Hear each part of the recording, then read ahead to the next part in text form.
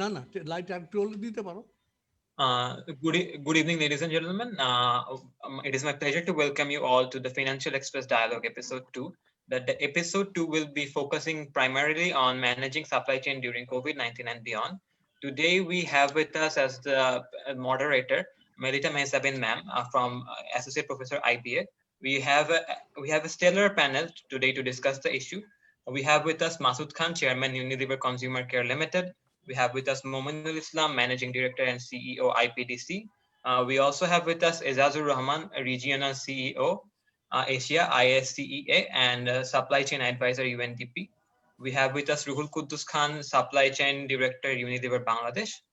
We also have with us Habibur Rahman, Director, Supply Chain, Marico Bangladesh. And last but not the least, we have with us Naimul Abedin, CEO, Peakward Bangladesh Limited. We also have with us the Honorable Editor of Financial Express, Shah Hussain Imam Sir. I would like to invite Shah Hussain Imam Sir to give his introductory remarks regarding the topic. Sir, if you could kindly say a few words. Thank you. Good evening. Uh, Moderator Melita Mehjabeen, have I correctly spelled it?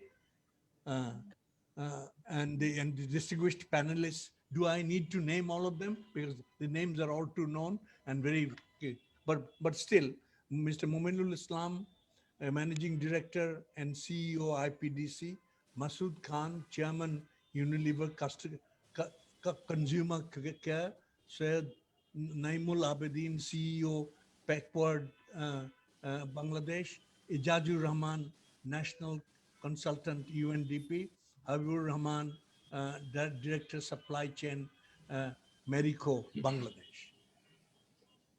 Supply chain is at the heart of economic productivity, feeding domestic demand and meeting basic needs, let alone leading to wealth creation through exports. Going further, with a little bit of extended imagination, we are but stuck with inward remittances and RMG earnings, even on lean times. The former with no local value addition, the latter requiring critical backward linkages. Ironically, linkages domestically, spelling of managing supply chain. In a way, the two-item dependence on in a bloated export basket reflects a certain lack of diligence with export diversification agenda that is as old as the country itself. Yes, our supply chains have grown over time, but COVID and cross-cutting trade wars have left them shrunken.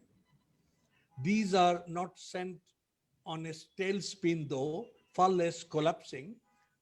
That is why Bloomberg places Bangladesh, even at this worst of times, third among the 20 fastest growing economies in the world. Even just the other day, it did so. For many countries, retention and carving out of new supply routes and control over regional or world marketplace are so important that these agendas are at the cusp of aggressive geopolitical realities, more because of the intense multipolarity in today's world.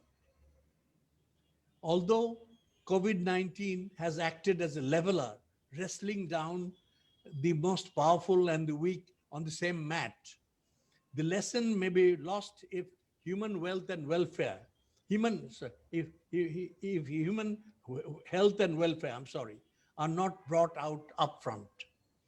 Vaccination of public and vaccination and public health becoming a paramount concern shall be both the test and opportunity for future management. Although connectivity is growing all the time, human element ironically remains its weak point.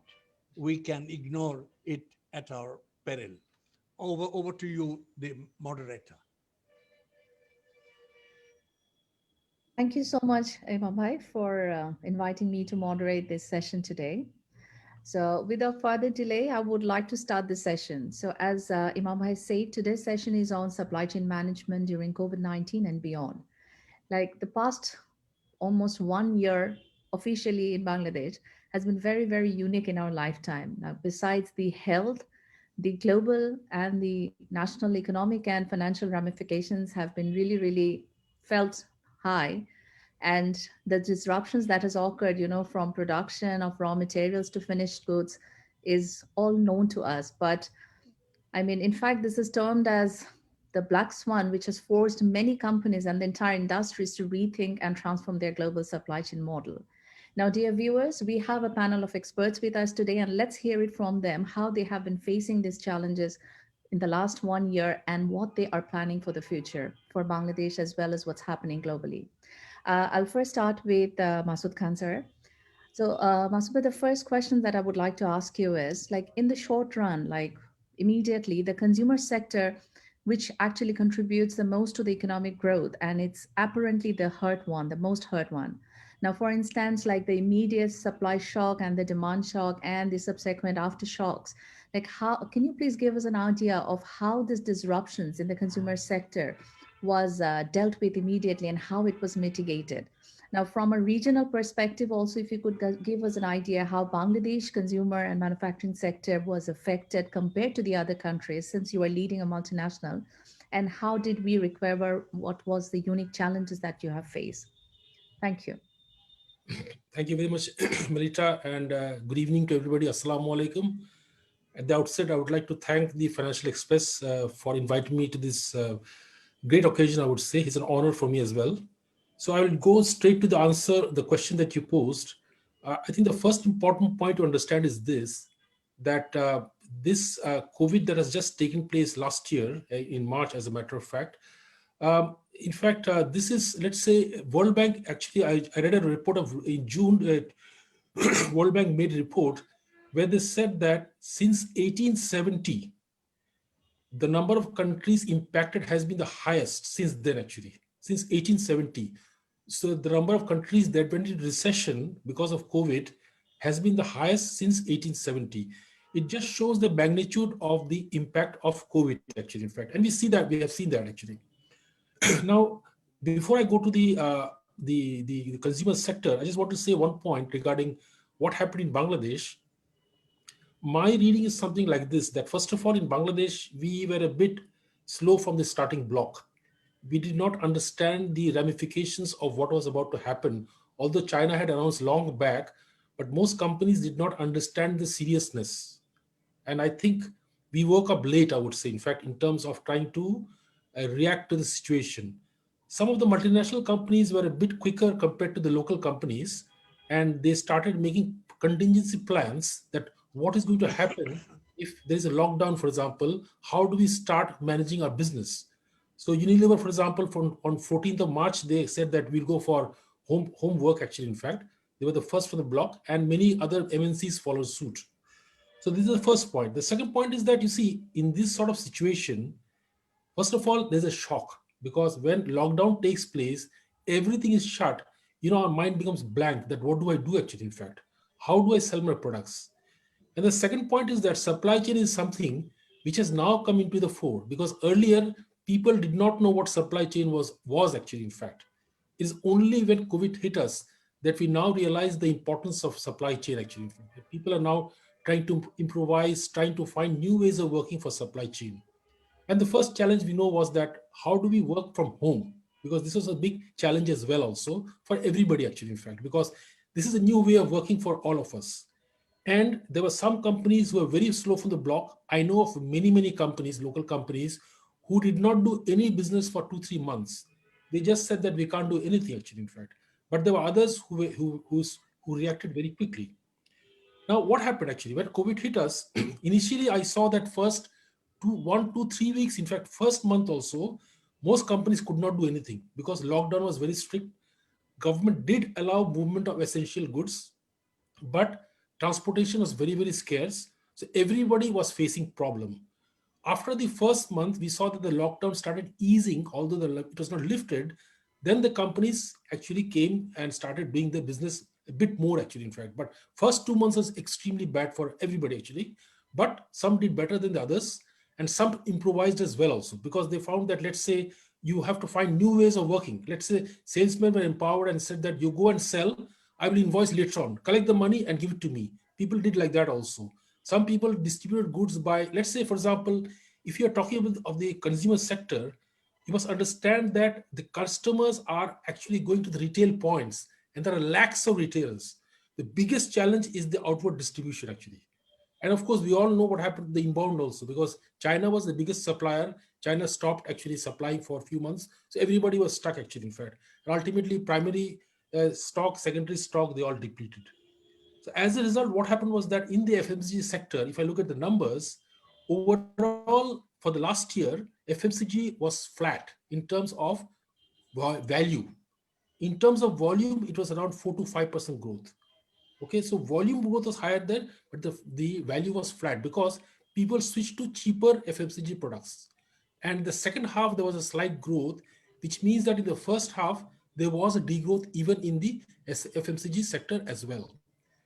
The pharma sector did better compared to the rest because obviously people actually, when the panic started, people were buying medicines a lot, but the sale was more on, let's say, hygiene, for example, the hand sanitizers, for example, hand wash or mask, that sort of sale actually, in fact, and the other essential medicines that was required for COVID.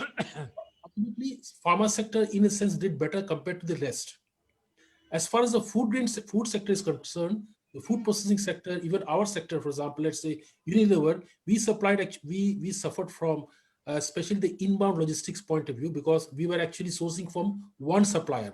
And this is one issue that has come out in the fore, that because of COVID, a lot of companies who were actually sourcing from one supplier, ultimately they found that sourcing for one supplier does not really work. And we must have multiple suppliers in future to make sure that if there is a disruption for one supplier, we go to another supplier. So in terms of, let's say, how we reacted, I think what has happened now is this: in the second half, after the lockdown is lifted, Bangladesh actually rebounded very, very quickly, because one thing we was a consumer sector, the spending is very important. The money has to be there with the consumers. And if I look at Bangladesh, the biggest, about 5 crore people are in the informal sector.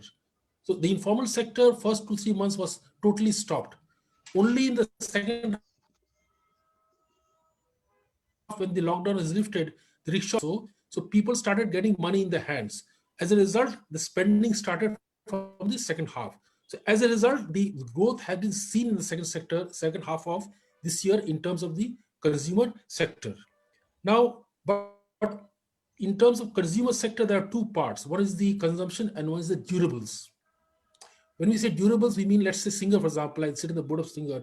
So first 2-3 months, there was no sale whatsoever. But in the second half, we find that, let's say, sales have picked up quite a lot in the second half. Same with cement and steel also. 2-3 months it has totally stopped, but now there's a rebound in terms of cement sales also. So in terms of, let's say, how we fared compared to the rest of the world, I would say that we fared much better compared to our region. For example, we know the story in India. They're still trying to come out of the woods, actually, India, for example. Pakistan did better because their garments industry, they actually came out very quickly and their exports have increased as a matter of fact. So, but by and large, Bangladesh did very well, I would say, in this situation, because we were quick to restart the economy, and thereafter the economy really picked up actually. One more point I would like to say before I finish, that is in terms of challenges. I think two challenges I would say. The first one is that, if I don't know whether people are seeing it now, but there is a humongous increase in the freight cost. At the time of, let's say, COVID, when it hit, the bunker prices had gone down to $280, and now it is almost touching $430 to $440. The second challenge, which is big one also, is the container shortage. Globally, there's a huge container shortage, and because of this, the container prices have shot up alarmingly. As a result of which, all the companies who are importing goods are now faced with a severe cost push scenario, actually, in fact. This is one point. The second one is a unique challenge for us in terms of the strengthening of the taka. because of the strong remittances, which is very good for us. But the impact is that the taka is now strengthening. Bangladesh Bank is buying dollars, record dollars, as a matter of fact. But what is happening is that Bangladesh is losing out to regional neighbors because others people have devalued the currency. So ultimately, Bangladesh will lose out in terms of competitiveness. So this is the unique challenge that we're going to face, actually, in fact. So I think I will rest my case here and we'll wait for questions later on. Thank you very much. Thank you so much, Masud, for a short and very comprehensive discussion. So I would like to move to Momin Bhai now. Momin Bhai, when Masud Bhai just mentioned that the volume had increased, the value was flat and all this thing. So FMCG sector was affected. So which has a direct impact on the financial sector as well, like, the tremendous cash flow pressures and because of declining sales and high fixed cost, all these things. So can you please give us an idea from the financial sector perspective, like how did this impact the financial sector, the NBFIs, as well as the other institutions, and how did you tackle it? Thank you, Melita, and good evening to all our viewers. Before going to your question, I will first thank our supply chain community. It is because of them Bangladesh have really recovered better than any country on the globe. So the country is of course indebted to them. So in any of the real sectors, there is disruption. uh, we see the impact somehow comes to the financial sector because we depend on the real economy. So FMCG, of course, was one of the biggest hard sector of the economy, and basically both from the demand perspective due to the lockdown and later on limit restriction on movement, there was a less demand, as well as there was a supply chain disruption in the initial stage, both for uh, imported raw materials as well as domestic raw materials. So when there will be say less amount of sales or piling up of stock, there will be cash flow problem for the FMCGs, which will definitely have an impact on their capacity to repay their debt obligations. So what we had to do, we had to allow deferral of their payment moratorium. As you saw, the Central Bank of Bangladesh, they had a policy declaration whereby there was all the banks and financial institutions are advised to allow customers who are struggling to pay their debt to give moratorium. So which has been given case to case basis, looking at the kind of disruption the company is having. On the other hand, this also uh, has made some dent on the investment climate. So in 2020 and even in the first quarter of 2021, we have seen there is a drastic fall on import of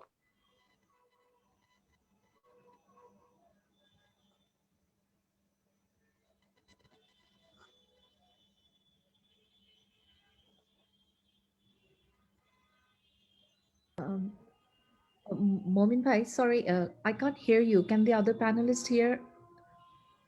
Momin Bhai, your can you sound. can, Yeah, yeah, can you hear me? yeah. No, Now we. now we can. We had a drop. Okay, I'm sorry. So as I was saying, so there was a huge liquidity overhang due to the say uh, this reduced investment by the FMCG, as well as there was delayed payment uh, of their debt obligation. So we had to allow moratorium to them. There was also delayed payment to the suppliers of the FMCGs. So we had to allow the supply chain finance. So one good thing happened during this COVID is that the financial sector, especially the NBFI who are specialized in supply chain finance, uh, of which IPDC is the market leader. So we collaborate with top corporates, MNCs, and large local conglomerates to make sure their suppliers have enough cash flow to so that the supply chain remains uninterrupted. And also we saw that during the lockdown, the retailers, they had to really spend their say savings and sometimes they have to sell products and they could not really lift more products as they had to really go for feeding their families. So there also we have taken some innovative approach to finance the retailers. I will come back to that part I think later. But overall, what we saw that from the government, there was this stimulus package declared. So the banks and financial institutions through central bank were responsible to implement that stimulus package. The distribution to the corporates were really good, including FMCGs. But CSME, the stimulus package distribution, so far is not as per the desired level. But among them, few of the banks and financial institutions definitely have met their target, including IPDC. So we feel that the initial apprehension we had due to the kind of prudent steps taken by government of Bangladesh and of course Bangladesh Bank and financial sector, we could respond back fast and stand behind the sector to make sure there is no cash flow. And we expect that as the second quarter approaches, the opening of capital machinery LC will be increased. So is the investment for new investment for projects. So that definitely is linked to the demand as well as restoration of the global supply chain. Thank you. Thank you. Thank you so much, Mohammed Bhai. Now, I would just like to move to Ruhul Quddus Bhai. And as Masud Bhai again mentioned about the distributors and retailers also. So could you give us an idea how the partners have been affected, like the distributors and retailers? We know they were very affected. And how did you manage these business partners during this distressed and the recovery period? And also, I would like to know was there any support from the policymakers and the financial sector, as Mohan Bhai was saying? So how did you all together face this challenge? If you could give us an idea of that. Yeah, thank you, Melita, for the lovely questions. And first of all, a very good evening and thanks to Financial Express for giving us this platform. Am I audible? No, yes, of course. Yeah. So see, undoubtedly, Masud Bhai, Momin Bhai has told that 2020 has been a year of great uncertainty, volatility, turmoil, and a lot of new challenges which we have never faced. Yeah, it really tested the front end and back end of supply chain for every company. Yeah, now starting from the material connectivity to factory production, and then comes the distribution. So basically, three things. There were basically three hurdles in the question which you have asked. One is the people safety. Yeah, there were a lot of uncertainty amongst people's mind. Then negativity, denial mode, and then fear factor was working. Then it was lockdowns within the country, restricting the movement. And third thing was the strict enforcement by the law enforcing agencies. Yeah, so the way we addressed it, and I think many of us addressed it in this way. In three factors I would really call out. One is first of all, people safety. Yeah, give a feel of confidence that people feel safe. I will elaborate it later. Second thing was being decisive. Yeah, and third thing is being innovative in ensuring the business safety.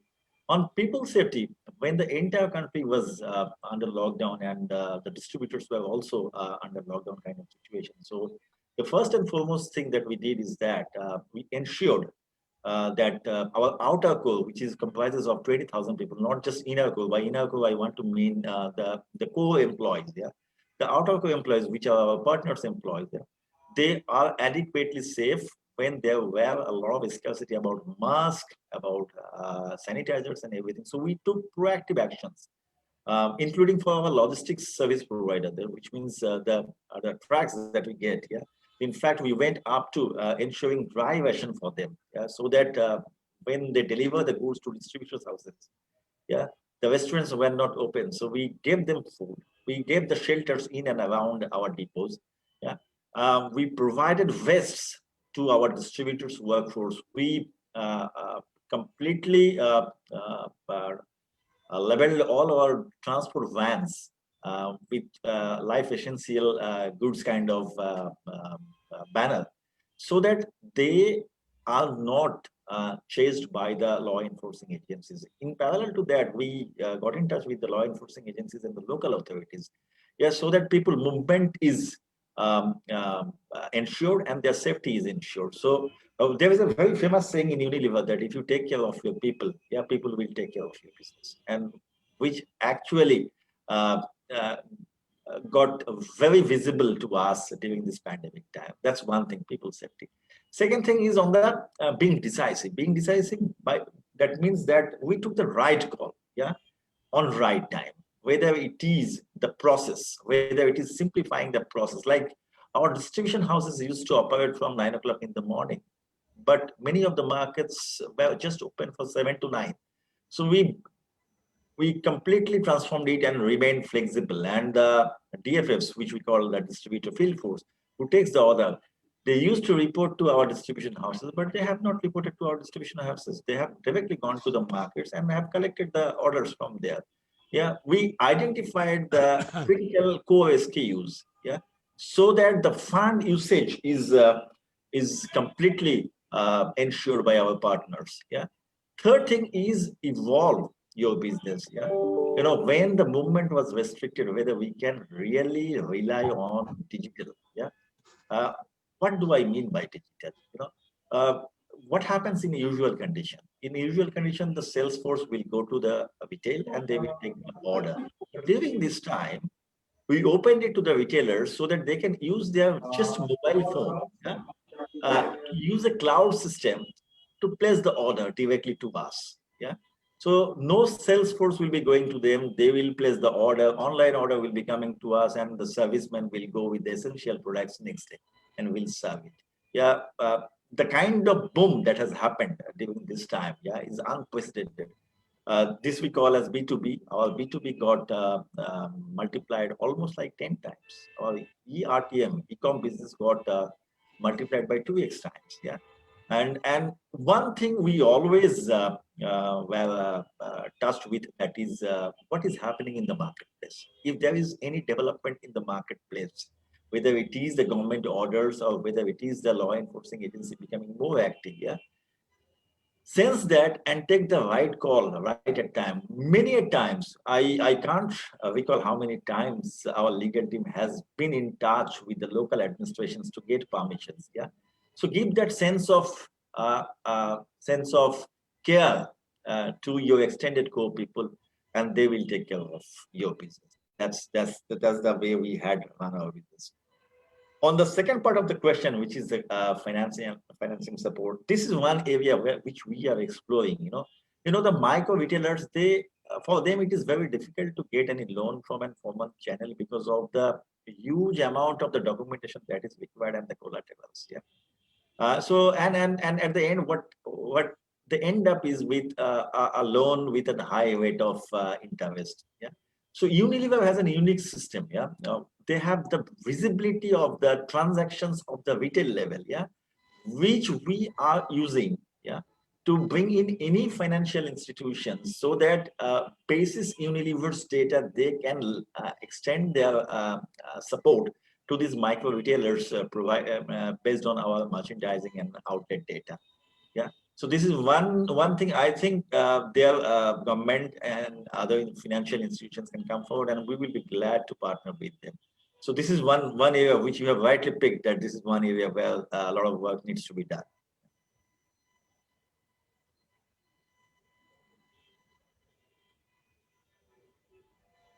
Any question, Melita? Supplementary question.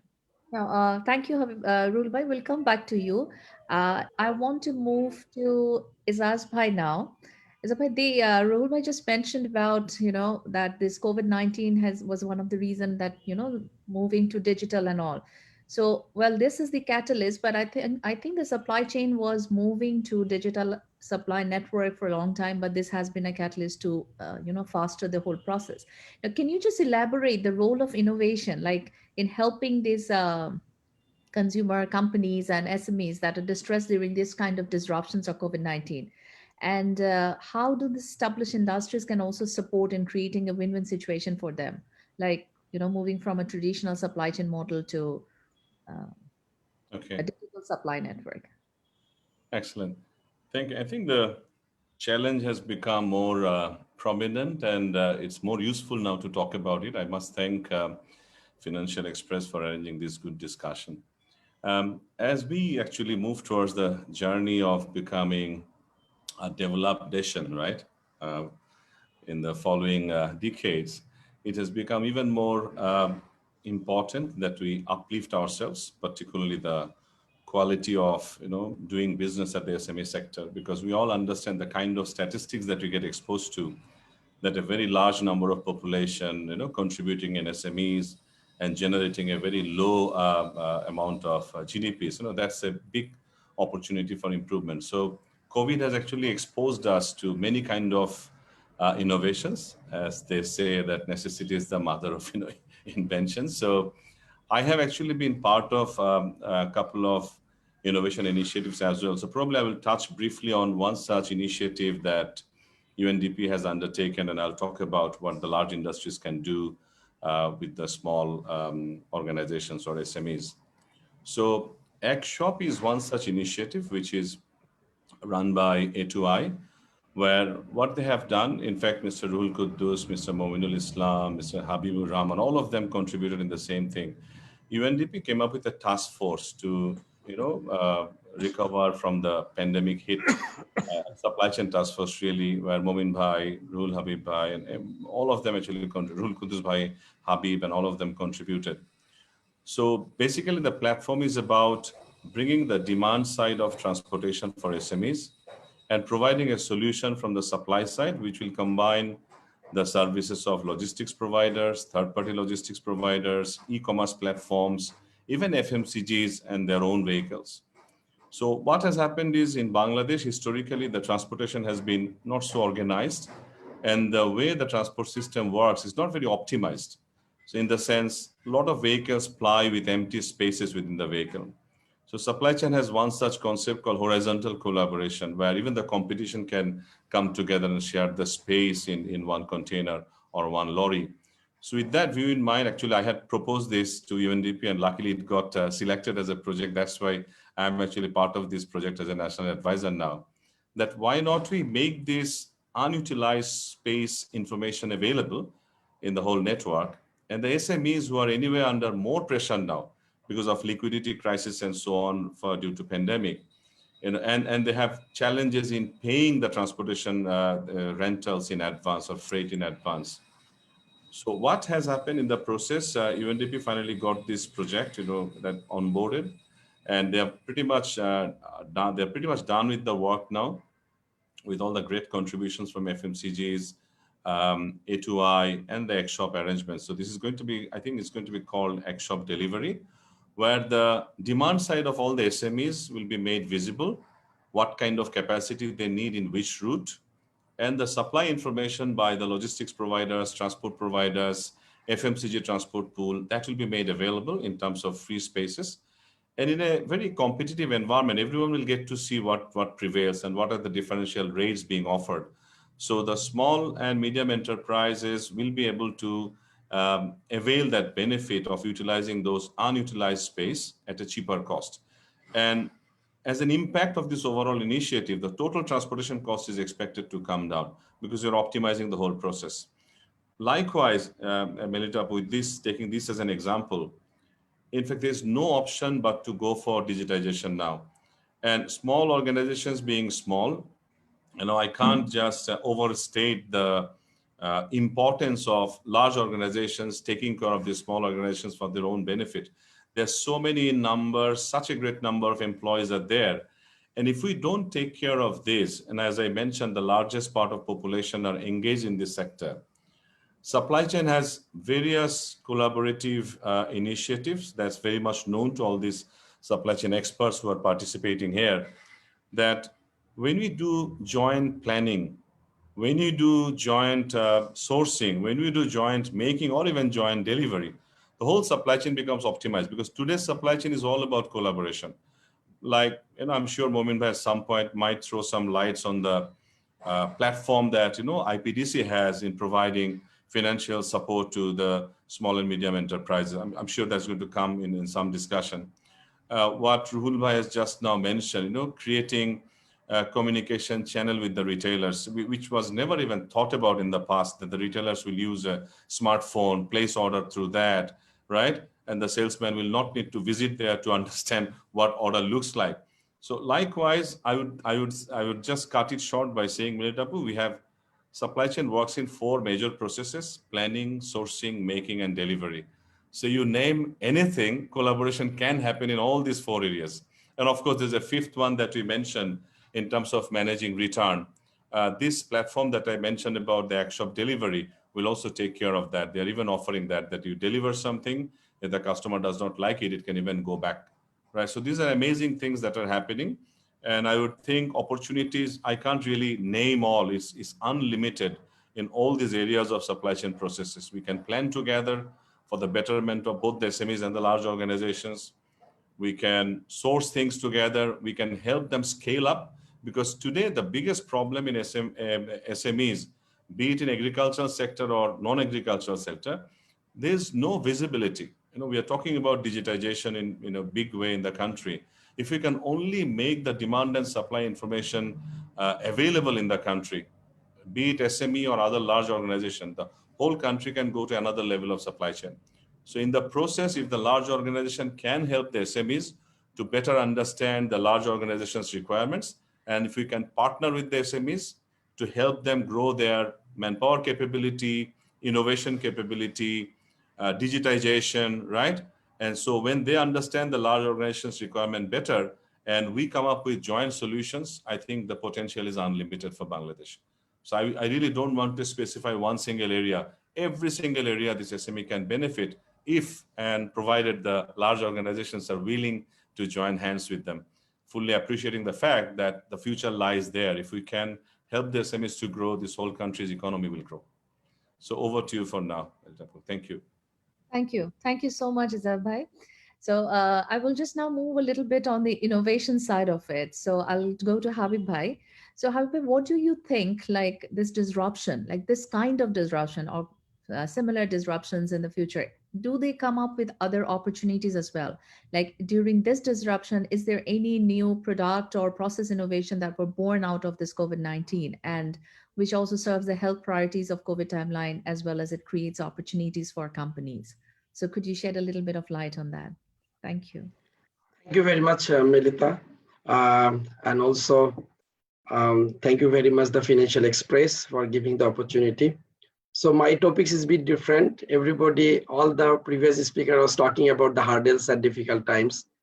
And when the hurdles and difficult times come in, the opportunity come in parallel.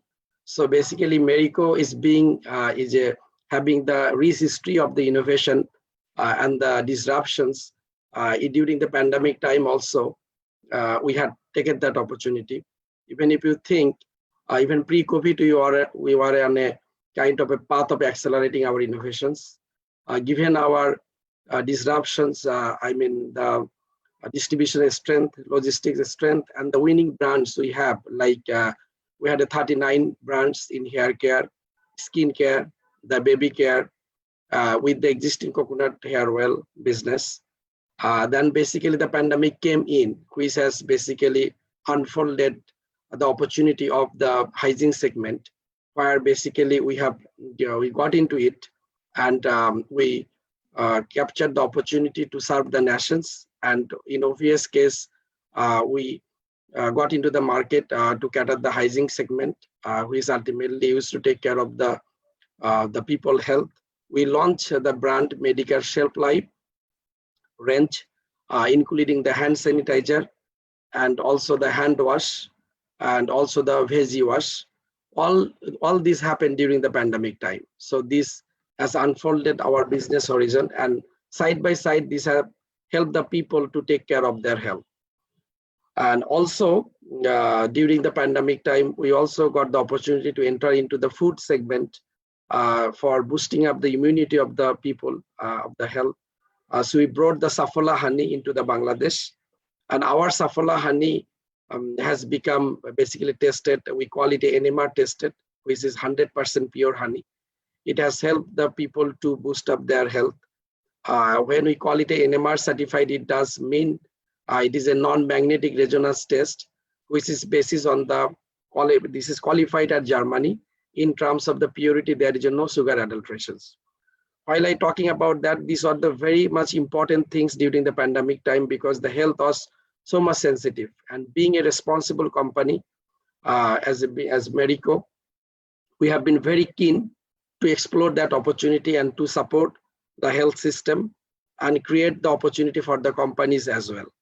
So apart from that, also we have entered into the Parachute natural shampoo, Parachute skin pure lotion, the soaps category, the petroleum jelly also got the different market height. And with this pandemic time also, we have been able to make the products available at the customer doors with our shuttle logistics service, and we have extended our logistics service and make sure the product have been available to the door of the customers. So these are the opportunity basically have captured during the pandemic time, which are the pure innovation from the Marico side. So this is all about from my side. Thank you. Thank you so much, Habib. So there are opportunities during disruptions. So one area that I would like to cover. So now I would like to move to Syed Naimul Abedin Bhai, who is the CEO of multinational conglomerate Peakward Bangladesh. So Naimul Bhai, to you, I wanted to ask, like Masud Bhai had already mentioned that one of the biggest challenge was logistics and the freight and cost of the freight and all. So as a multinational conglomerate, like Peakward is engaged in trading cementitious and construction raw materials internationally. Now you have experienced the firsthand how this pandemic has actually affected the raw material supply chain. Now, can you give us a broader idea of the impact that this pandemic has left in this major industrial infrastructure development, and also how much inbound logistics services affected the disruption towards disrupted the backward linkage? Like we have heard from the others, like the consumer experts. So can you give us an idea from the logistics side, like what are the challenges and how you handled it? Thank you, Naimul. Thank you, the Financial Express. Brilliant initiatives, I must say, to take it up, one of the need of the time. And in the blink of eyes, basically, we have passed around like kind of a 10 months of pandemic, right? The kind of a scenario, in fact, nobody ever thought about, even 1 year back, 1.5 years back, but which was a kind of a reality. Melita, thanks for the question. Yes, two of our friends from the FMCG have pointed out rightly about what the real UN cry and what the surprises level that came from consumer segment. But one of our mentor, who is also part of this panel, Masud Bhai, so he was telling a very short about the construction industry, basically from cement and steel industry. So we are a very busy player in Asia Pacific. We operate mainly in 9 countries, and Bangladesh is one of our key markets because this country is the largest importer of cementitious material in the globe, in the world. Okay, we have a huge influx of material coming because the country is basically on the wave of infrastructure development. When people come and get in from airport, and when they start seeing the city, they suddenly can have a feel that suddenly the city has started to wake up after a big nap, where the way of infrastructure is there. So these are some glimpses, which are basically the ultimate indicator of what is the entire supply chain of this cementitious material are. Okay. So basically, it was having a kind of a sinusoidal curve which came, and as Masud Bhai rightly mentioned, we were a bit kind of indifferent during the inception of the pandemic, despite of the fact that because of the media penetration and so much of social media, we could easily understanding what was happening in Yuan. And at the same time, when I met people of this community in Dubai, I could even feel that still things were not being taken up on a very serious note. So we were being a kind of a slow in terms of really reacting or taking the contingency precaution. This market, this global trade market is basically extremely dynamic, and it fluctuates, I mean, like on a daily basis. So because of that time and a lot of geopolitical tension happening during that time, right before that, a tension happened in the Iran and the Persian Gulf region. The Q1 for 2020 was a kind of a very good in terms of the ocean freight, which just Masud Bhai told that one of the hockey stick kind of a scenario is happening right at that moment. So the companies, basically, they did a pretty good smart job, we would say. I mean, the cement companies, those who are in the production process of the manufacturers, they had, despite of some signal coming from Wuhan that we might be getting stuck with this pandemic, our pandemic on the roll, they were having quite a good amount of sufficient raw material stock, okay, to really have a good amount of lead for not before getting dry out or getting out of stock. So again, that was a kind of a, sine curve. The sine curve was up in terms of the inventory, which was there in Q1. And then suddenly when we got to hear that things are really getting worse and we really need to shut down the cover and we need to go for a pure lockdown, then that additional inventory in the raw material atmosphere basically served the market when within 2 weeks, I could recall that the demand plunged down to around 30%, okay, because of the fear factor that people did not anticipate. And we were also having our researchers in the finished product, how it goes and how it reaches to the entire market. We could see that the cement market is basically pretty much heavy logistics driven and pretty much region driven. So we see that apart from very scattered out of the outskirt of the Dhaka city, mainly most of the main consumption area of the cement market got depleted because of the lockdown got severely put in action. So that has basically covered the out of stock scenario to be get deferred for quite a while because everybody was having a sufficient year, and which has basically attracted because of the reason that the freight was good. There was a huge competition, so it was a very good deal for the manufacturers to buy and make a good amount of stock management for their raw material. Now, when we went for around like 2 months of pure lockdown and we start gradually lifting up the supply chain, lifting up the our embargo on the lockdown, then we see that the reaction on the other side of the coin was also a bit slow. Okay, so by that time, basically the local procurement process, what to do, whether we will go for a second phase of lockdown, a lot of ambiguity. Still, we were pretty much new. Even we could not get a proper response from the developed countries because everybody was on their R&D fashion. Even we could see developed countries were having menacing scenario for managing COVID. So, we could still remember that time, even in June, July, the manufacturers were a bit hesitant about what to do, whether they will open up in full swing or whether they will open up seeing a kind of a more competition, whether they will do full factory starting or they will go a bit slow. So this kind of hesitation has becoming the part of the norm for at least 4 to 6 weeks. Okay. And then after August, basically the industry, the manufacturers have started to see that, okay, whatever is the cases, we have to adopt the new normal policy. Probably without mask, life will not be coming to the back to the original one. This is going to be for quite a long time. And they started believing and adopting. So from there, basically the market has come back to the normal level. But again, we work in an industry which is seasonally impacted for Bangladesh. So there was a bit of a gradual start, but the good thing is that we have really started to rebound from October. So these are kind of, I would say that it was not that affected because of the existing good stock level. But when we started back, when the international market opened to start importing to Bangladesh, we had a kind of a hesitant that whether we will go full swing or whether we will be half-hearted, whether we should wait for phase 2 or what to do. And then probably after September, October, we had a full swing.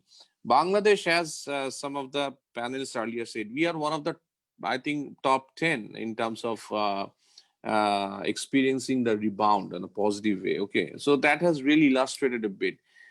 You all will be very surprised to know that despite of full lockdown, some of the infrastructure project, which is very iconic project for Bangladesh, like Rupur, like Matarbari, during lockdown it worked. Okay, so governments, this was a very testing time for government, honestly, that their commitment for infrastructure development, that was one of the very critical time when they really showed their character, that it continued. Okay, so and this industry is highly dependent on the commitment of the government infrastructure development. We have around 380,000 crore of total infrastructure commitment is there, which is happening and which is getting reinstated or continued through ECNEC.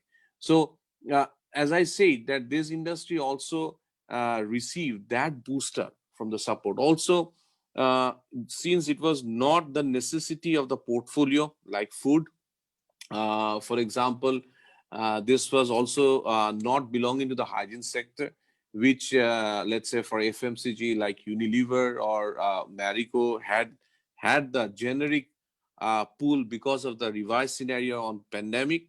But there were some indirect stimulus. This raw material, the bank financial sector gotten stimulus even on the tanner side. On the LC side, the Bangladesh Bank has been a bit relaxing, try to help in terms of the UPAS. We've seen a lot of UPAS with longer tenor. So basically, it has somehow got some of the benefits. And this category has, as I told you, that organically this category has a pool itself. Okay, so that has basically helped them to really come back strong.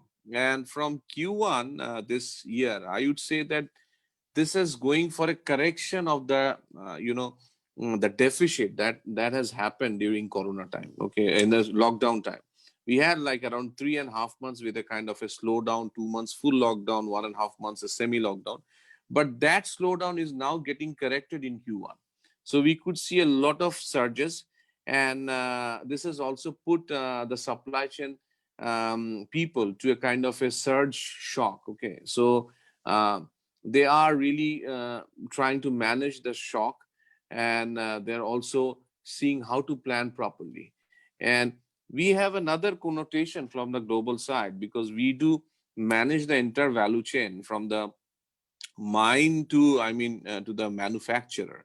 So the connotation is something that we have to also correlate what is the geopolitical scenario, what is the movement from the other big players. Like China is putting a lot of impact on our region's freights. Okay, so when there are iron ore movements from PG to China, we are being negatively impacted because our freight goes up. The same scenario is happening, as Masud was saying, that suddenly because of the vaccine news, because even for the US election, the freight, the bunker has gone up by around 35%. So it's a direct impact, and basically that impact the end consumers need to bear. The intermediary, the other supply chain of the manufacturer will not going to bear. So I would say it's overall, it's a strong comeback, which is still showing a sign of a continuity. It is not a shock that, okay, it's a correction and it will go and fade away. But at the same time, I think the B2B which we serve are also working on the contingency planning to manage the surge and to make sure that at this time they don't go out of stock. That's it from me, Melita, regarding your bulk material. Yes. Thank you so much, Naimul. We've got a lot of questions from the viewers. I would like to take 1 or 2 questions from them. This question, I think I would ask Masud. Masud, one question came from the audience, like, is the private sector working with the government or policymakers for a long-term and resilient supply chain management? Very 2 critical words, sustainable and resilient. So would you like to comment on that? Thank you, Melita. I think the first important point is that when we talk about supply chain, we are talking about inbound and outbound supply chain. So for inbound supply chain, I think the demand of the private sector has been all along. Number one, the port situation in Chittagong. How do we alleviate this situation? Because this is increasing the cost of doing business. So I think overall now we can see signs of improvement in terms of port efficiency, but still I think there's a lot to be done. More important part is that we need to have very quickly other ports coming up also. Like Matarbai, for example, the deep sea port is coming up hopefully very quickly. So once that comes up, in that case, I think we have more supply lines available. This is point number one. Point number two is that if you look at the highways, for example, let's say, like say the Dhaka-Chittagong highway, which is a lifeline of Bangladesh actually, in fact, but we can't call this a highway actually, in fact, because highway should be an expressway where there is no bazaars, where there is no, let's say, people crossing, or where there is no rickshaws crossing actually, in fact. So the need of the hour is to make sure that we have these highways, and more importantly, concrete highways. Because what is happening today is that these highways that we make today, the bitumen highways, they don't last very long actually, in fact, and they break up. Ultimately the supply situation slows down. So this is another demand of the public, that, and we can see now some of that happening. If I look at, for example, Dhaka to Mymensingh, the road going on now, we find that actually there is some sort of they are making concrete roads actually there. So this is another point as far as I would say the private sector is concerned, in terms of making sure that the government actually works accordingly. And this definitely, the widening of the highways, for example, if I look at the Dhaka Mawa road that has come up now, this is an international road actually, in fact. If you go to any other country in the world, you'll find that this sort of roads are existing there. So once these things happen, in that case, I think, in terms of inbound and outbound supply chain, we can see much more improvement coming. One more thing I would like to emphasize is the fact that the riverine route has to be improved much more, because in terms of logistics cost, this is the cheapest, but we still don't find really very much work being done in this area. Panga container port has come up, but not much is being used for this one, for example, let's say. This is point number one. And point number two is our creaking railway system, because normally heavy goods have to be carried from Chittagong to Dhaka using rail actually. You don't use road transportation for carrying heavy equipment. So this sort of things also has to improve. So we can see things are happening now, but it's still very slow, I would say, in fact. Thank you. Thank you, Masud. I will take another question on the financial institution, and then we will come back to the audience question again. This question is to Momin Bhai. We see that the financial institutions do not use the supply chain like a product producing company. Do you think that the supply chain should also be addressed equally in this sector to increase productivity? Okay. So basically what happens is that financial sector as a service sector, the supply chain is a little bit different, as we know that there are 5 basic components of supply chain management, from planning to say return. But here also the basic philosophy of process management applies. So supply chain is all about process management in the service sector, including financial sector. You have the process management, so business process reengineering, the kind of concept in modern management we see, like Six Sigma, Lean Sigma, the design thinking, all applies to manufacturing companies as well as the service sector, including financial sector. And those who are more innovative and customer-centric banks or financial institution, they are definitely working on how they can improve their processes, not only through automation, but also through continuous innovation, kind of say the defect reduction, all those concepts we are working. So at IPDC, as we say that para minimum, benefit maximum. So para minimum means in country like Bangladesh or all over the world, people are scared of going to banks and financial institutions. As a sector, this is very bureaucratic, as we deal with the business of risk, but days have come whereby we need to be much more customer centric like FMCGs. So in many of the institutions, the change is coming, and these companies will only not only survive, also flourish. There are many innovative products we are now working on, but on the process side as well, we are trying to make sure this remains much more efficient and customer centric. Thank you, Moin. We will take the other questions at the end of the discussion. So I'll move to, um, I'll start from the reverse way now. Acha, Ejazur, this question is for you from my side. So like from the supply chain perspective, we are talking about digitalization, innovation, technological disruptions and everything. Now, could you give us an idea, like, just give me a second, please. Yeah. Could you just give us an idea of what kind of skilled manpower resources you need in this? Like these are things that you want to do, but we also need people in order to carry out this, like, you know, the skilled manpower. So what are the areas that we need to focus or address in terms of better workforce, in terms of, you know, a resilient supply chain management? Thank you very much. It was something very close to my profession, my thoughts, and my passion for the country. Something very close I to don't me. know where it will get registered, but I hope somewhere it gets registered. I've been talking about a Ministry of Supply Chain Management for the last 10 years. And what is the reason I talk about it? It's a very interesting concept. If we look at the roads in Bangladesh, it has many parents, right? Many fathers. So whenever you talk to a road, why you are in such ill health, it will talk about many parents, because I have many father. One father finishes the work, another father starts the work. So in supply chain, coordination is one of the major thing, right? We talk about an integrated supply chain. So I have been promoting this idea that if we had a Ministry of Supply Chain Management, which can combine planning, finance, industry, commerce, and so on, so that all these works that happens in the country is pretty, the concept is pretty basic. Look at the demand side in one hand, look at the supply chain, supply side on the other, and make sure that the whole thing happens in an integrated manner. So I believe someday my cry will reach the right authority and they will start working on it. Because I did a supply chain conference back in 2012. I remember it was on agribusiness supply chain conference. Since then, I've been talking about that if the country is really digitizing, right?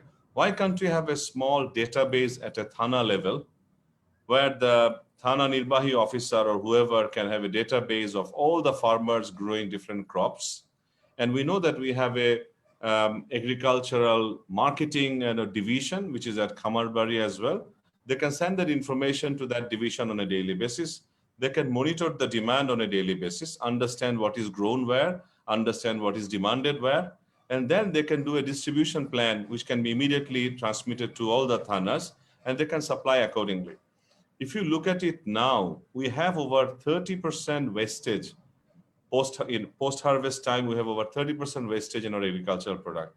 And who is bearing the cost of it? The farmers themselves, right? Because when the forias and the middlemen, they purchase these vegetables, they actually factor this in. And the farmers are deprived because it's such a ill fate or such a sad situation there that the farmers, not being guided by, you know, any demand data, they harvest the products, bring it to the hut or local bazaar, and then the middleman decides based on the supply and the demand that they know only in different part of the country, they decide on the price. And the farmers cannot take it back and plow it back, right? It's a perishable thing. So they have to sell it anyway. So this type of basic challenges prevail in the country. So I would really think the first thing is this, Elitabu, that if we can promote this through this forum, that we really need to start thinking about a Ministry of Supply Chain, one. Two is we have skill development authority. I think it was council before. Now I think it has been attached to Prime Minister's office as well. But if you look at the agenda, it mainly talks about the public sector, you know, skill development. But I think time has come where it should join hands with private sector, because, you know, Ruhul Quddus bhai is there, Habib bhai is there. You know, those of us who came from an MNC background, we understand that becoming a part of an MNC, we were blessed, you know, to have all the global best practices quickly flowing here, right? But if you look at the local companies, I do consulting in many local companies. It's like a huge distance, right? Some are struggling still with a process, people-oriented organization, And some have just started talking about moving from a people-oriented practice to a process-oriented practice. Large. I'm currently even working with a $500 million company, which is local company, which is a pride of us. But then every single bit of the practices are people-centric, right? If one person is not there, the process gets stuck. So in terms of skill development, pandemic has thrown particular challenges, and we all know that several billion devices are getting connected with IoT, and a large part of supply chain solutions are coming. ERPs are so common today. So in terms of educating our people in a few areas where I think is now critical that the government also pays attention, one would be risk assessment. This is one thing that this pandemic has exposed. If we don't know how to assess our risk in advance, we'll not know how to prepare for that risk, on a proactive manner. Second would be identifying the vulnerability of the business. These skills were never talked about in the past. Companies had their own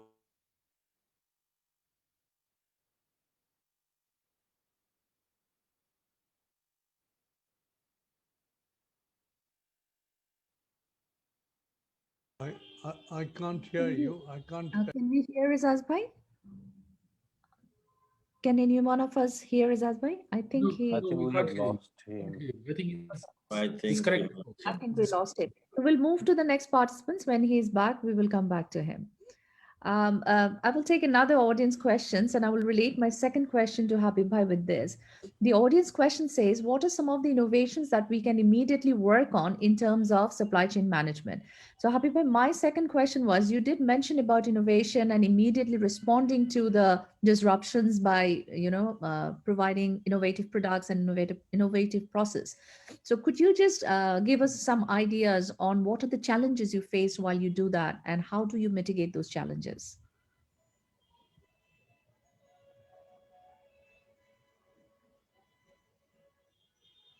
Habib bhai, I think you're muted. Sorry. That's okay. So that's the okay. So in terms of respond to the market needs and to make the innovative product to the market, one of the major pillar of the supply chain, as you know, is the deliver function. But it does mean to respond to the market on the right time with the right quality and with the right cost. So during pandemic time, that responsiveness of the supply chain has become very challenging, because there is a lot of unprecedented challenge we have faced in supply chain operations.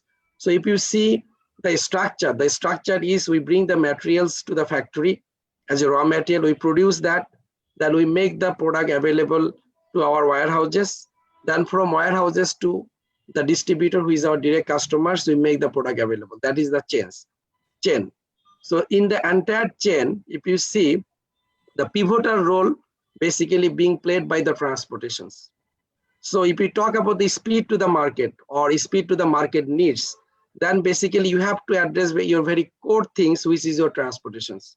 When I'm talking about the transportations, then if you see the structure or model of the transporting the goods by the MNCs, even the big national conglomerates, they use the third-party transportations. They don't have their own transportation mechanism. I mean that they don't own the vehicles, but they use the third-party logistics. So if we want to be faster response to the consumers ultimately, then basically this middleman, this third-party logistics is a critical. Lost Habib bhai? Hello.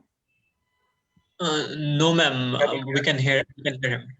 Okay. We can hear. So this third-party logistics is very critical element to address the market responsiveness. So even what we did is basically we have done a very excellent partnering kind of a thing with the transporters. As a business partner, we did not see them as a kind of a service provider. Rather, we have taken them as a business partner. We have done the well ahead planning in terms of our vehicle management, the reporting and timing.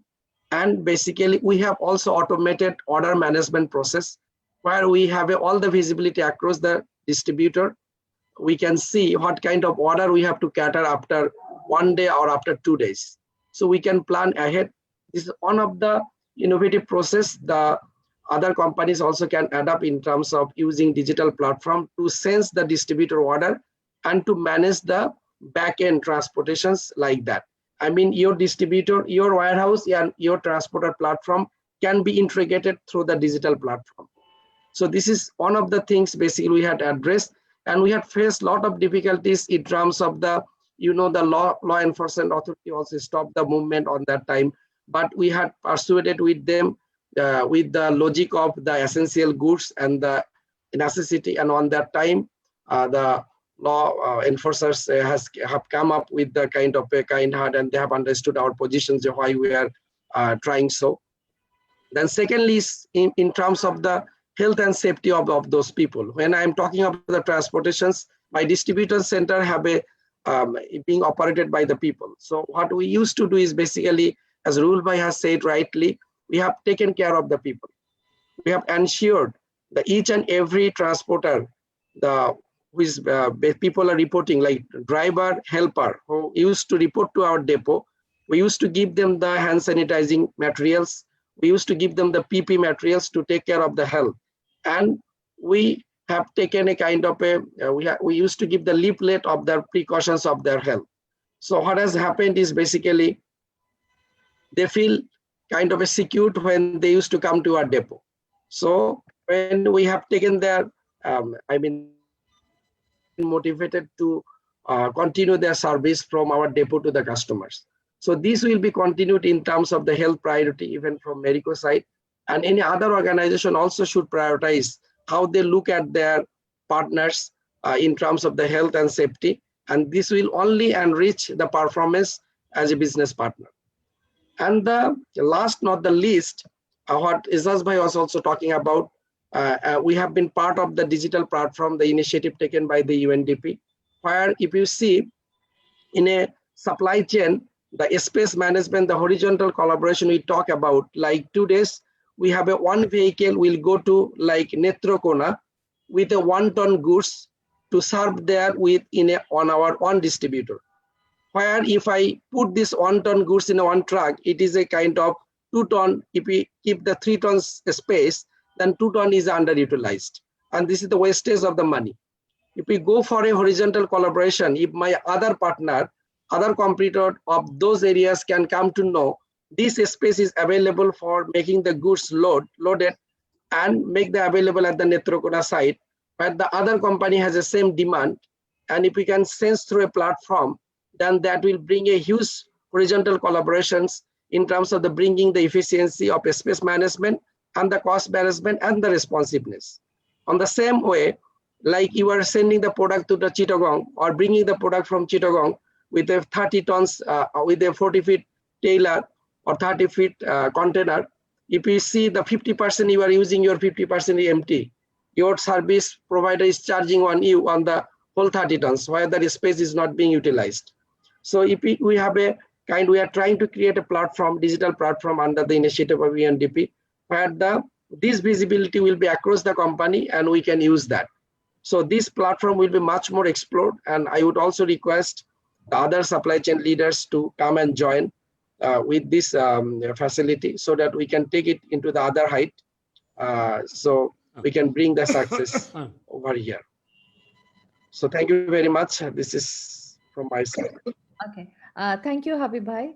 Now I would like to move to Ruhul Quddus Bhai. I have audience questions and I'll relate my question along with the audience question so we save some time. The audience question says, do you think optimizing supply chain reduces jobs? Sir, how could a business supply chain management cut jobs in the pandemic?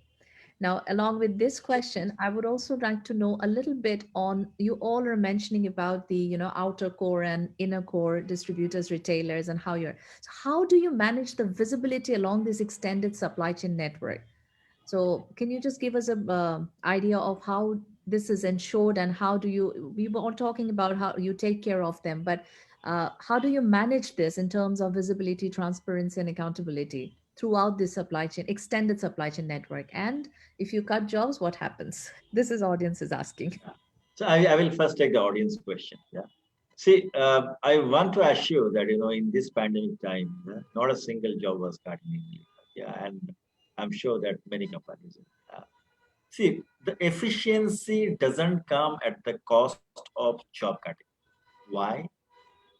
Reason being, more and more the trade and tariff barriers will erode. Yeah. And companies or the institutes which are more efficient, they will prevail. Yeah. So for example, if I am making ponds at a much efficient cost than India, and if there is no duty benefit or barrier, there is no duty barrier, then definitely my production or product will get superiority, because at the end of the day, the consumers are not or will not be willing to pay cost for the inefficiencies that we will be having. So no way it is a job card, you know. So basically you will grow and you will redeploy, or you will find ways to redeploy and create new jobs. Yeah. So that's, I'm very clear, and I'm sure that everyone of here would be agreeing with me. Second thing is you have asked a very relevant question. So before that, I would like to highlight two things about the learning. You know, see, I put it in these two fashion. One is during this pandemic, yeah, two things were very prominent. First is being decisive, yeah, in anticipation and quick in action. What do I mean by that? Masud bhai was telling about the MNCs becoming fast in anticipating the COVID-19 and its impact. It is indeed true. Yeah, long before we came to know about the COVID in March, yeah, we started working on this resilience of material connectivity in the month of December itself.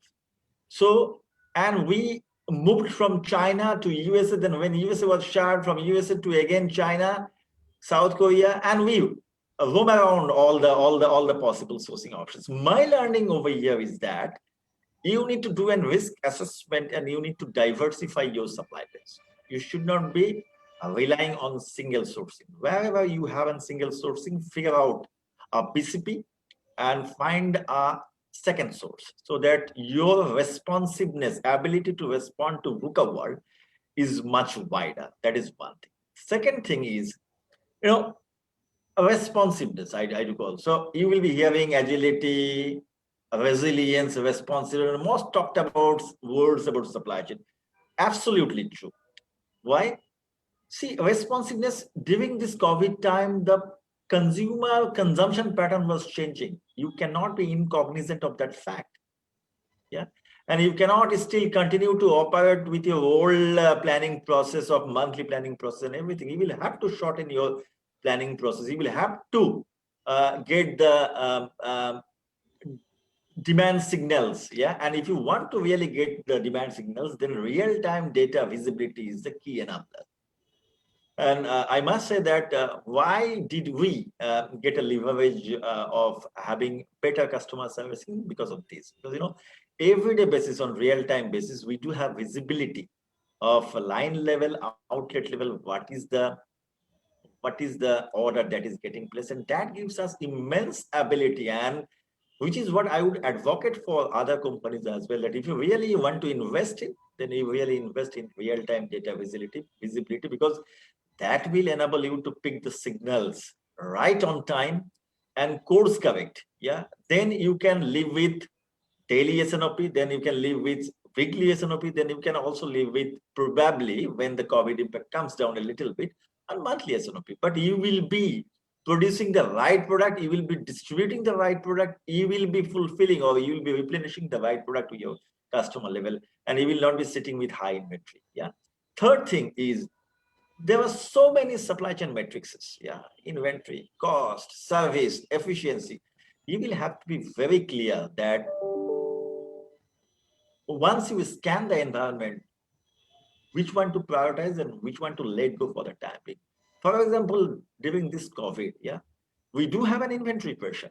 Yeah, but between inventory pressure and service, which one is the most important thing to do right? Right thing. It is serving the customer, because some of our products are life-saving products. Yeah. So it is our responsibility and national duty to allow these products, to produce these products, and ensure that this reaches to our valuable customers and consumers.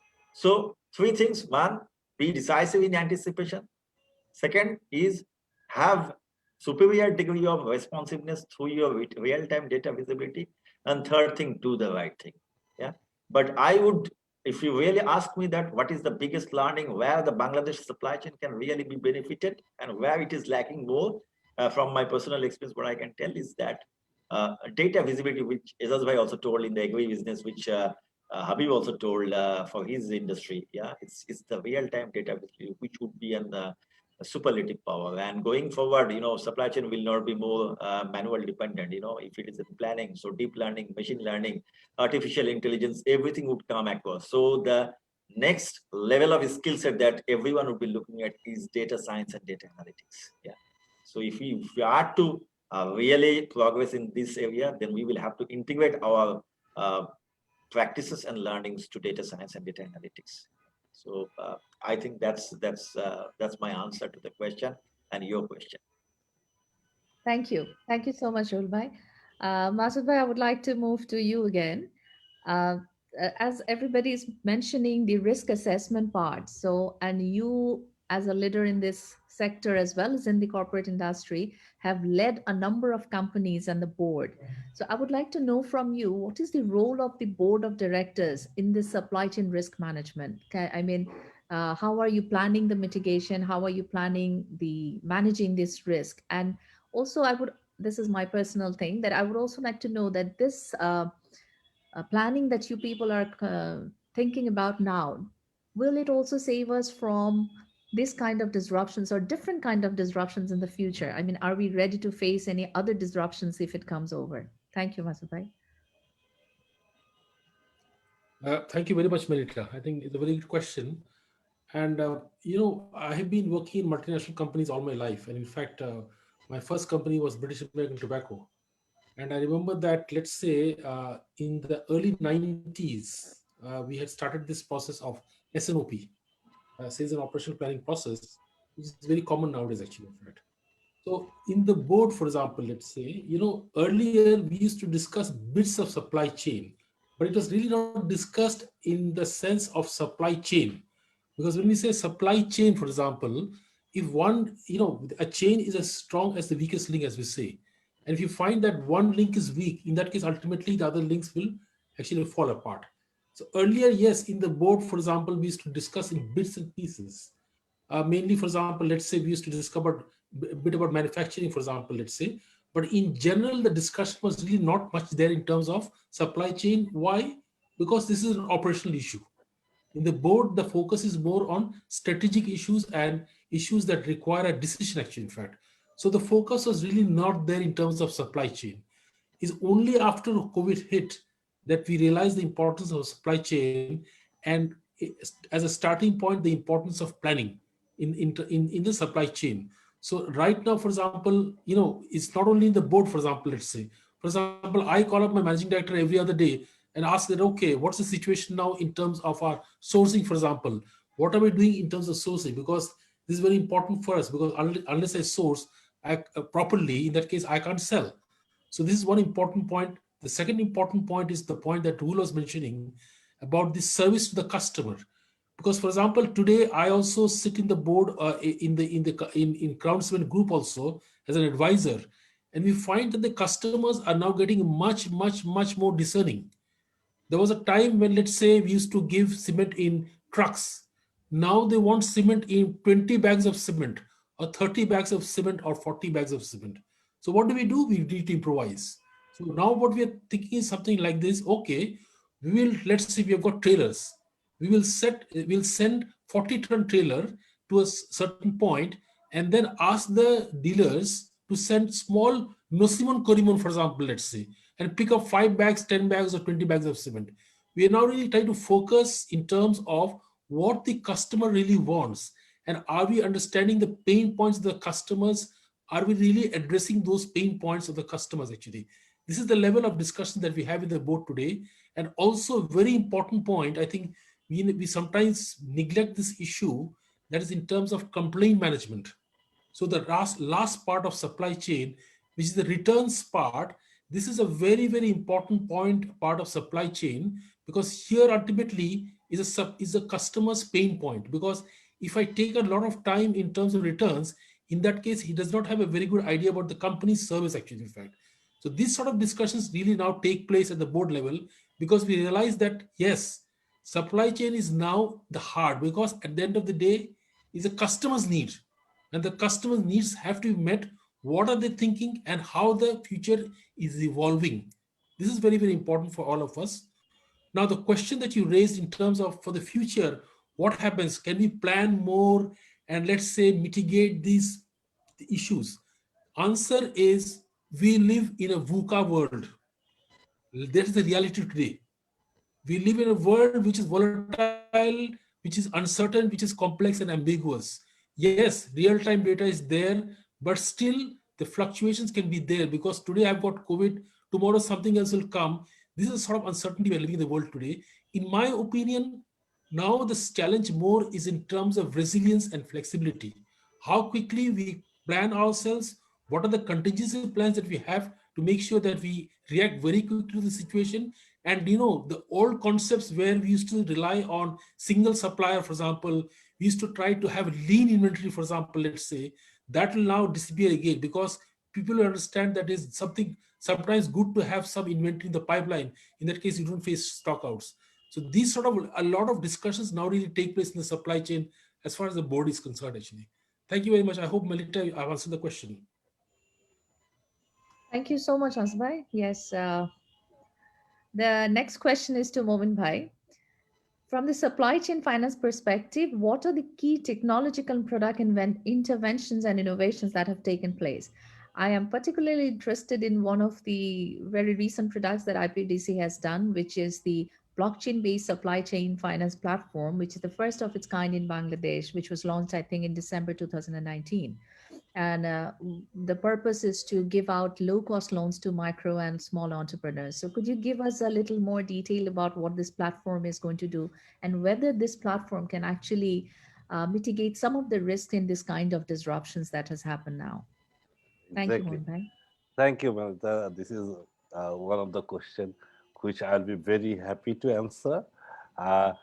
Say, for Bangladesh, one of the key challenges how we can make these SMEs, C and SMEs in the financial inclusion, who can accommodate more employment per unit of capital. The key problem was we did not have the visibility of their transaction, number one. Number two, the kind of collateral we generally want in traditional banking. That Ruhul Quddus bhai was referring in earlier discussion. So supply chain finance can really address that issue, as the corporates do have lots of data of their suppliers, distributors, and retailers. And on the basis of that data, we can take a very quick decision of financing. And also the security part also can be also rearranged with the kind of, say, assignment of payments, or the kind of the business ecosystem ring fencing. We can really reduce the risk of default or the utilization of fund we can ensure. But in a manual environment, scaling up of the supply chain finance is very difficult, because it takes lots of operational resources. Credit risk is low, but the operational risk is high. So that's why we went for this complete digitization of supply chain finance. So as you told, we introduced the first ever digital supply chain finance platform in Bangladesh, and that was also based on blockchain. This was the first successful blockchain application deployed in Bangladesh. So our technology partner was IBM, and this was done in collaboration with DFID. A good thing is, at this moment, the current domestic supply chain finance, say, market size is around $6 to $8 billion, and current market utilization is like 2 to 3%, and around 51% of that is catered by IPDC. But in terms of market potential, is too low.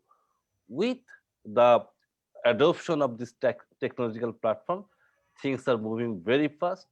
And during this COVID, as I was telling earlier, the supplier cash flow management become a headache for the manufacturers themselves. So they came forward.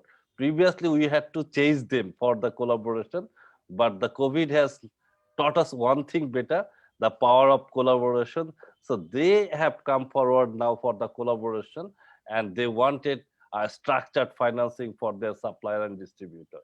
One platform, very interesting platform we are currently working on is the Drana platform. As Ruhul Bhai was saying, their retailers also need money, and during COVID, they remained cash strapped. So we did a very interesting, this experiment with Unilever with their Polli Dut. So we gave them very small ticket financing, 10,000, 20,000, max will be around 100,000 taka. The recovery rate is 100%, and within 6 months of time, their sales have increased by 30% on average. So that has given us the kind of encouragement to build another mobile-based digital platform for these small retailers across the country. We are currently working with Robi and this Sheba XYZ to finance a small ticket to 26,000 Robi retailer. We are also working with British American Tobacco to build a holistic, distribution and financing system for the retailers.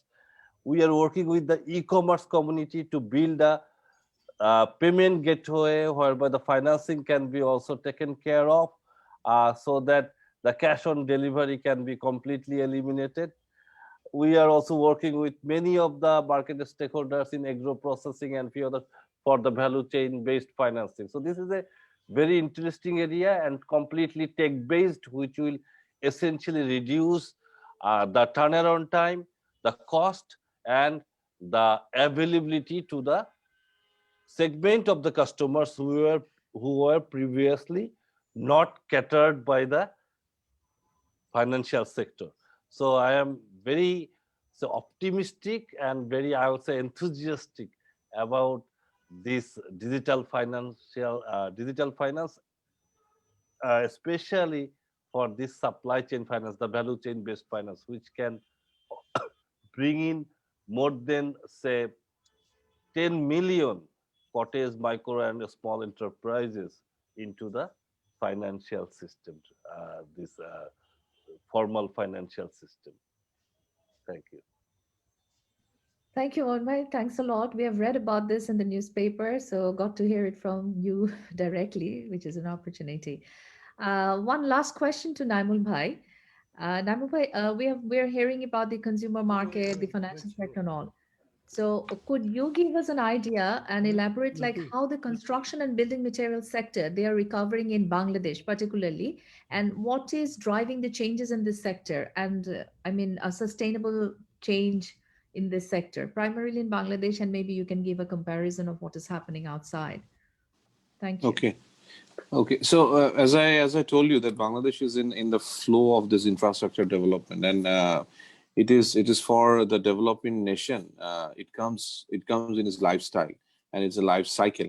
So we are pretty much in the middle of that, and that is basically becoming a driving force. There was a study from the BCG about they call the middle and affluent class. Okay, so the rise of the middle and affluent class, the MSC, is been kind of an exponential for Bangladesh. So the urbanization concept is not only limited to metropolis like Dhaka, Chittagong, and others. It is going, and this middle and affluent class, they cater it as a income of 100,000. Is basically it's going in an absolute horizontal expansion. So as I told you that this is one of the very interesting and one of the very promising part of this particular category and industry, where we could see that there should not be any paucity of any demand for the next decade, the way things are moving and the way things are being planned for. Of course, this is a heavy industry which has, we do live in a B2B, we hardly deal with consumer. Our ticket size is probably, let's say one ticket size is probably 1 million times more than a ticket size or a transaction size in a retail. But of course, there are sustainability, and for that, the application of digital, as other panelists were saying, that is also happening. And basically, the hunger for resilience is also there for the B2B industry where we are also working. I give you some example. We were talking about the single sources or single mandate sources. The same kind of scenario is there, that when there are issues happening in PG, the buyers, the companies like us who are supplying, the move towards the different sources, let's say in Far East, has been quite fast. One of the sources that came in between is Pakistan, which were not been a very prominent source, but the need or the urge for alternate sourcing or not to rely on one particular sourcing has also been there in the arena of B2B. The second one is, as Momin was saying, his company is one of the leading in blockchain. We have also seen that a lot of trading digital platform has come into place during this time. SAP is one of the pioneer along with IBM, and people really got into those paperless work, rely on the electronic media, and really try to govern that digitalization, not only in retail, not only in consumer, but also in the phase of B2B. And the third one is basically, I'll take it from the responsiveness and decision-making ability.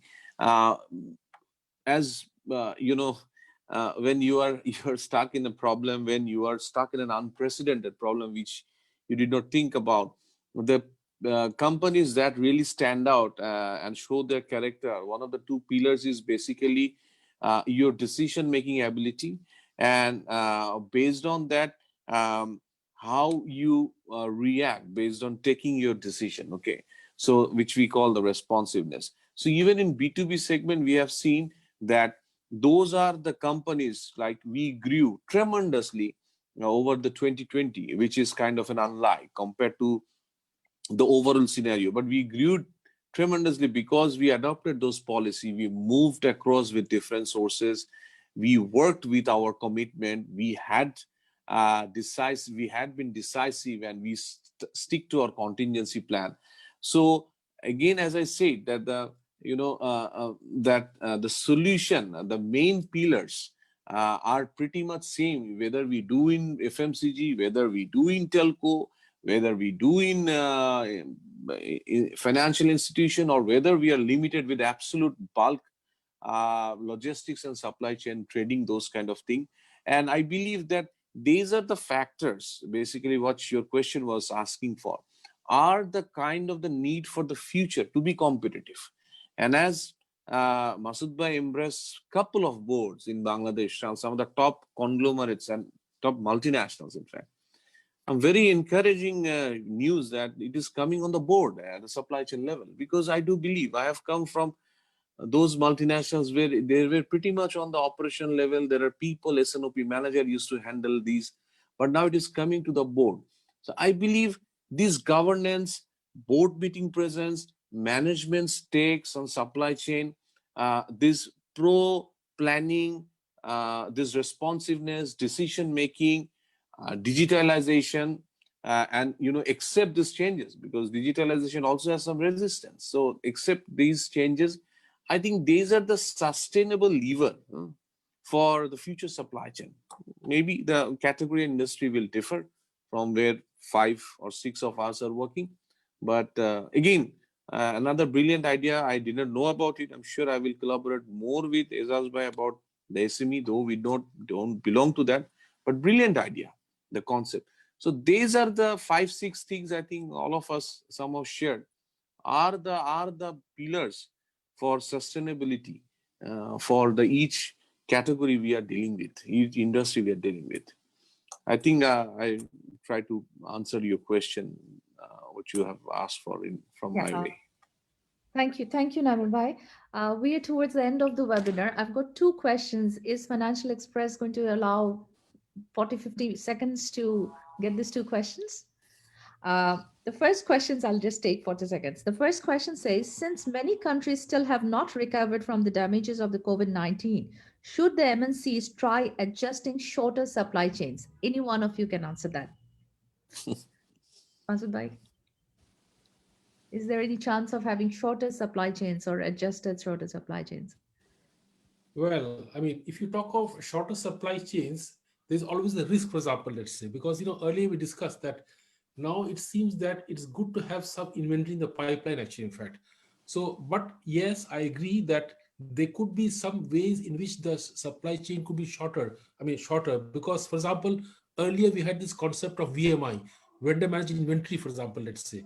Now, this, of course, we have to revive again. But normally, this you do if you have got single supplier. If you have multiple suppliers, in that case, VMI does not really work because supply will not hold stocks for you. So I think the challenge now is to make sure that you streamline more the supply chain and do the planning part a bit more, because planning is very important. And when we talk of supply chain, we are talking about a chain which is seamless. If one doesn't work, in that case, the whole thing falls. So this seamless thing has to be there, and the planning is in the heart of it, actually, in fact.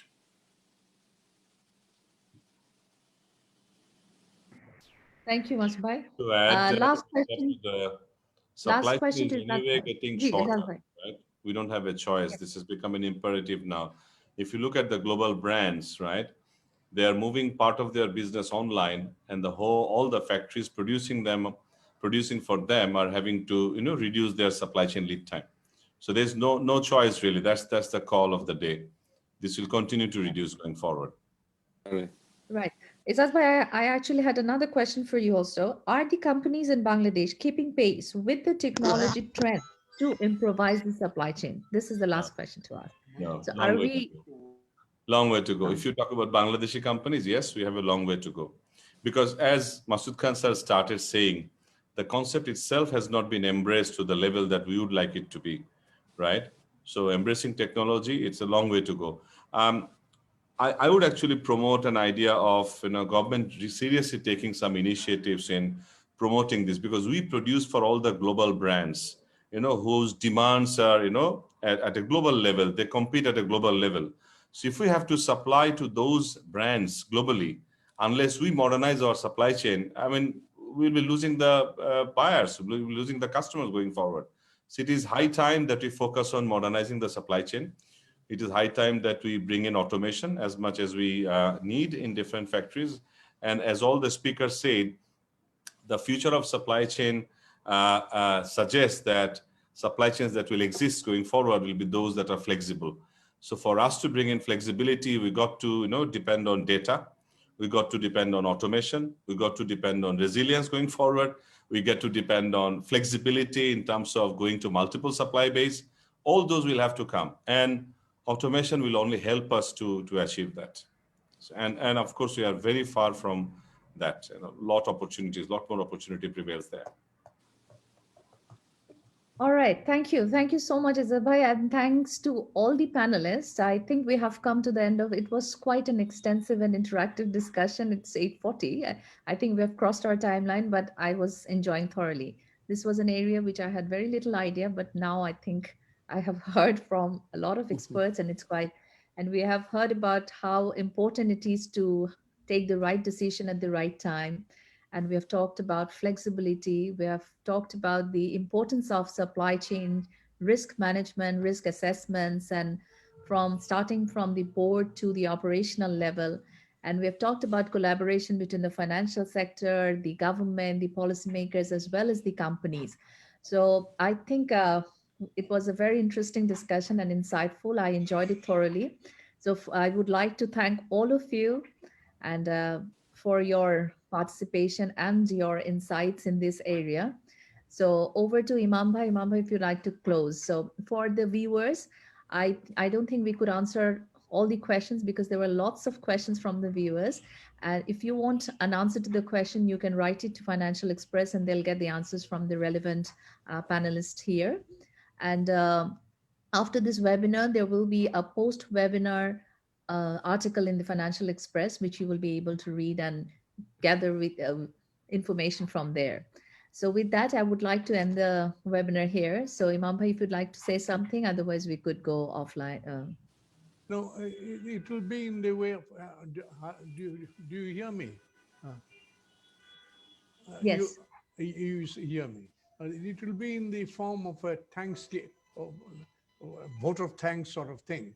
But you have wrapped it very efficiently, and to be from the Financial Express's side, I extend all kinds of cooperation, and I believe there will be other episodes.